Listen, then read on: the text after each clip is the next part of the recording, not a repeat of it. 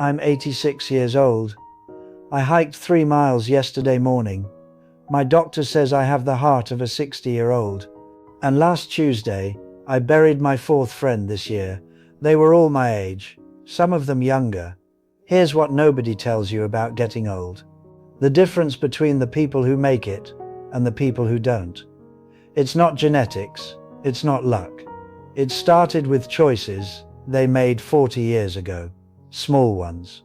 Ones that seemed like they didn't matter. And here's the part that should terrify you. You're making those same choices right now. I'm going to tell you exactly what I did different. Not the things doctors tell you. Not the obvious stuff. The things I figured out by watching my friends disappear one by one and asking myself one question every single time. Why am I still here? This could save you decades, or it could add decades. But you need to hear it now. My name's Robert. I turned 86 in September. I live alone in the same house I bought in 1974, and I still mow my own lawn. Not because I'm stubborn, because I can. But let me take you back to 1985. I'm 45 years old. I work in insurance. I've got a wife, 2 kids, a mortgage. I'm 20 pounds overweight, and I drink 3 beers every night after work. Sound familiar? My buddy Frank? He's doing the same thing. So is Tom. So is Dennis. We all are. We're middle-aged guys living middle-aged lives. Nothing extreme, nothing obviously dangerous, just coasting. Here's what I didn't know then. We were at a fork in the road. And the choices we made in that decade between 45 and 55, they were going to determine who made it to 86 and who didn't. Frank died at 71. Heart attack. Tom made it to 76. Diabetes complications. Dennis, he's in a nursing home right now. Dementia. Can't remember my name. And me? I'm hiking. I'm traveling. I'm sharp. I still read without glasses. I still drive at night. You want to know what I did different? Here's the thing. It wasn't one big decision. It was a series of tiny course corrections that compounded over 40 years. And they started with something that happened in 1987 that scared me straight. But before I tell you that story, I need you to understand something. When you're 40, 50, even 60, you think you have time.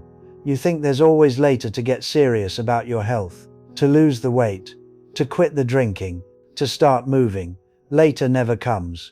Or it comes when you're 72 and getting a diagnosis, and the doctor tells you it's too late to reverse anything. You can only manage it now. That's what happened to Frank. It's March 1987. I'm 47. I'm at my desk and I get a phone call. It's Frank's wife, Linda. She's crying so hard I can barely understand her. Frank had a heart attack that morning. In his driveway, taking out the trash. He survived. Barely. Triple bypass surgery. 2 months of recovery. He was 48 years old. I went to visit him in the hospital. I'll never forget walking into that room. He looked grey, hooked up to machines. His hands were shaking, and he looked at me and said, "Bobby, I thought I had time." That sentence, it haunted me. Because here's what you need to understand. Frank wasn't reckless. He wasn't 300 pounds. He wasn't a smoker. He was just average. He did what everybody does. He ate what everybody eats. He moved as much as everybody moves. Which is to say, not much. An average almost killed him. I drove home from that hospital, and I kept thinking about my own body. When was the last time I'd really moved? When was the last time I'd walked further than the parking lot? When was the last time I'd felt genuinely strong? I couldn't remember. That night, I made a decision. Not a dramatic one. Not I'm going to run a marathon, or I'm never eating sugar again. Nothing extreme. I decided to go for a walk. Just a walk. Around my neighborhood. 20 minutes. And here's the part that changed everything. I decided to do it again the next day, and the next. Not someday. Not when I felt motivated. Every single day. You know what happened? Nothing. At first, for weeks, nothing changed. I still had a beer belly. I still got winded walking upstairs. But I kept walking. 20 minutes. Every morning before work. And then one day, I think it was about 8 weeks in, I realized I'd walked past my usual turnaround point without thinking about it. I wasn't tired. I just kept going. That's when I understood something. The body doesn't transform overnight. It transforms so slowly you don't notice, but it does transform. Frank recovered. He went back to work, and you know what he did? He went right back to his old life. Same routine, same diet, same lack of movement. He told me, "I survived it, Bobby. I'm fine now." No, he wasn't fine. He was on borrowed time, and he didn't know it yet. Here's the first thing I did different, and this is the one nobody talks about. I moved every single day. Not exercise, movement. You see, my friends, they thought about health in bursts. They'd join a gym in January, go hard for 3 weeks, then stop. They'd start a diet, lose 15 pounds, gain back 20. I didn't do any of that. I just walked, every day. 20 minutes became 30. 30 became 45. Some days I walked fast, some days I strolled. Didn't matter. I moved. And here's why this matters to you right now. You think you need a plan. You think you need the perfect routine, the perfect diet, the right gym membership. You don't. You need to move today. That's it. Because here's what happens when you move every day for 40 years. Your cardiovascular system stays flexible. Your joints stay lubricated. Your balance stays sharp. Your brain gets oxygen-rich blood every single day. You don't get a do-over on this. Tom, remember Tom? He started walking when he was 68, after his diabetes diagnosis. He'd say to me, "Bobby, I wish I'd started when you did." Too late doesn't mean never, but it means you're fighting uphill against decades of stillness. I'm not special. I don't have superior genetics. My dad died at 67. Heart disease runs in my family. But I've outlived him by 19 years, and I'm still going strong. The difference?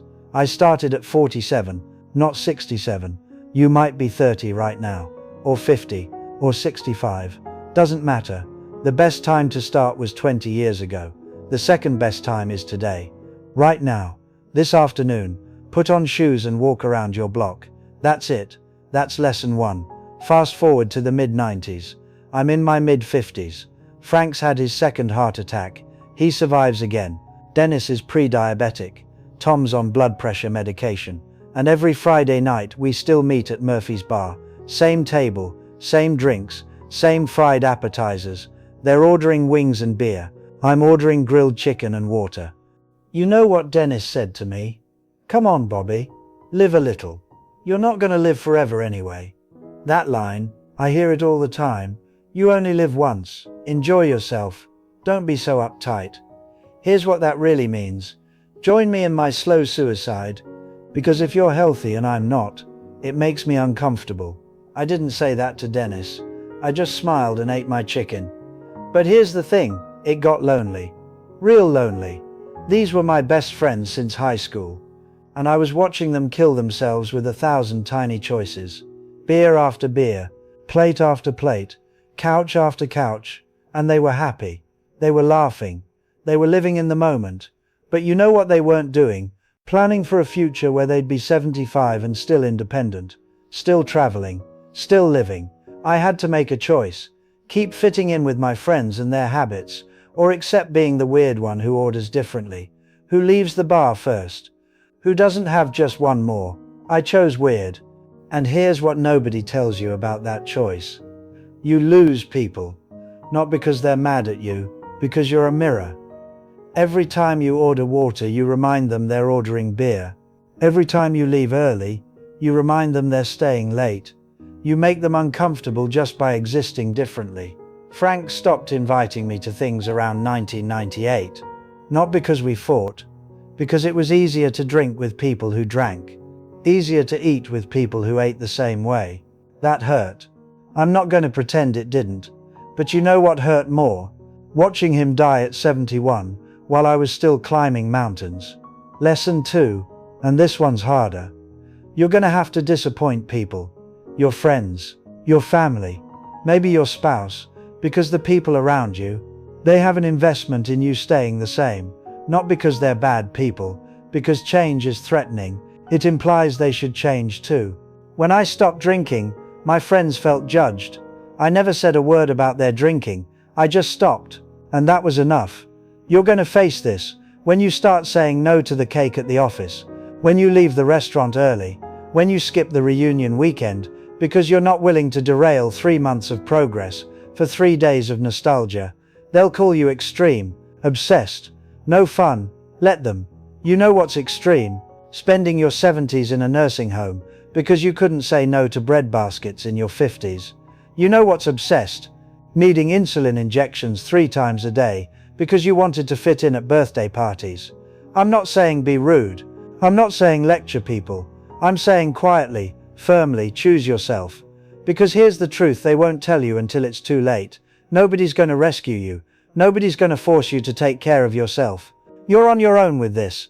And 50 years from now, the people who pressured you to live a little, they won't be there to help you manage your medications. They won't be there at all. You will be alone with the consequences of every choice you're making right now. By the time I hit 70, the gap was undeniable. I was still walking 5 miles a day. I was still cooking my own meals. I was learning Spanish. I took a trip to Portugal by myself. Frank was gone. Tom was in and out of the hospital. Dennis couldn't remember what he had for breakfast. And their wives, God, their wives would pull me aside at funerals and say, I tried to get him to exercise. I tried to get him to eat better. He wouldn't listen. You know what I realized? They didn't believe it would matter. They thought health was something that either happened to you or didn't.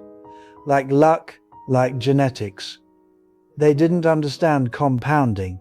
Every single day I walked, that was a deposit. Every single meal I chose protein over fries, another deposit. Every single night I went to bed at a reasonable hour instead of staying up watching TV until 1 a.m. Deposit, deposit, deposit. And every day they didn't, that was a withdrawal, small one. Didn't feel like anything, didn't hurt, didn't seem to matter until year 20, year 30, year 40. And then the account's empty. Or worse, you're in debt, and the interest is crushing. I watched Tom realize this at 74. He looked at me over coffee. He could barely walk at that point. And he said, Bobby, I thought I'd feel it. I thought my body would warn me. It did warn him. For decades. He just didn't speak the language yet. By the time the warnings were loud enough to understand, chest pain, shortness of breath, numb feet, it was too late to deposit. He could only slow down the bleeding. You're getting warnings right now. You might not recognize them yet. The extra weight, the afternoon fatigue, the fact that you're winded after one flight of stairs 2 months ago. Those are warnings. I had a moment. I'm going to tell you something I've never told my house. Same trail I've walked 1,000 times, and I stopped at the top. There's a bench there. I sat down, and I cried. Not because I was sad, because I was grateful. And because I was furious. Grateful that I can still do this, that I can still feel my legs work, that my heart's still strong, that I can still see the mountains in the distance without glasses. Furious that Frank can't, that Tom can't, that Dennis doesn't even remember what a mountain looks like. We started at the same place, same age, same town, same opportunities, same information available. The only difference was I believed the choices mattered, and they didn't. I can't get them back. I can't give them my health. I can't give them these years, but I can tell you this, you still have time. I don't know how old you are, but I know you're not 86, which means you have more runway than I do. More deposits you can make, more course corrections available. But the clock is running, right now, while you're watching this. Every day you wait is a day you can't get back. Every day you tell yourself, I'll start Monday, is a day your body compounds in the wrong direction. If you died tomorrow, and I'm sorry but somebody watching this will, would you be satisfied? Would you be okay with the way you treated your body? The way you ignored it? The way you told it later for years? Or would you beg for one more chance? Here's what I did different, in 3 sentences. I moved every single day for 40 years. I said no to people I loved when their choices were killing them. And I believed, really believed, that small, boring, consistent actions would compound into something extraordinary. That's it. No magic, no secret supplement, no special program, just showing up, every single day, for decades. You don't need to be perfect. I wasn't. I had pizza sometimes. I had lazy weeks. I had setbacks, but I never stopped completely. I never said later, because I watched what later looked like. It looked like Frank's funeral, Tom's hospital room, Dennis forgetting my name. I'm 86. I'm healthy. My friends my age are gone, not because I'm special, because I started, and I didn't stop. You can start right now, today, this afternoon. Walk around your block. Drink water with dinner instead of soda. Go to bed 30 minutes earlier. One deposit, then another, then another. 40 years from now, you'll either thank yourself, or you'll be the one telling someone younger, I wish I'd started when I had the chance. Start now.